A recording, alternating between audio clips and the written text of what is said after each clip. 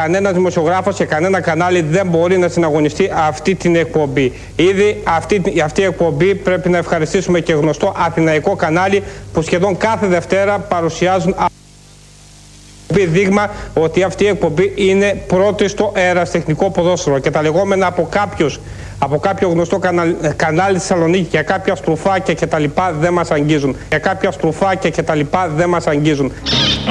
Η εντυπωσιακή εκπομπή της Βεργίνα τηλεόραση ζωντανά και αυτή τη Δευτέρα και αυτή την Τρίτη, πάλι και αυτή τη Δευτέρα κοντά σας και αυτή την Τρίτη κοντά, με πλούσια εικόνα. Ήδη οι πρώτες δύο εκπομπές που κάναμε για την καινούργια σεζόν άγγιξαν την τελειότητα. Πήραμε από παντού τα συγχαρητήρια, όπως και το ρεπορτάζ για την ομάδα του ΠΑΟΝΕ που κάναμε αυτή τη βδομάδα και σας το προσφέρει το εστιατόριο Ουζερή Αχ Νίκο Αχ. Ο αγώνας είναι μια ευγενή προσφορά από το εστιατόριο Ουζερή Αχ Νίκο Αχ. Αχ Νίκο Αχ. Εστιατόριο Ουζερή Αχ Νίκο Αχ σε πολύ προσιτές τιμές. Ήδη οι πρώτες δύο εκπομπές που κάναμε για την καινούργια σεζόν άγγιξαν την τελειότητα.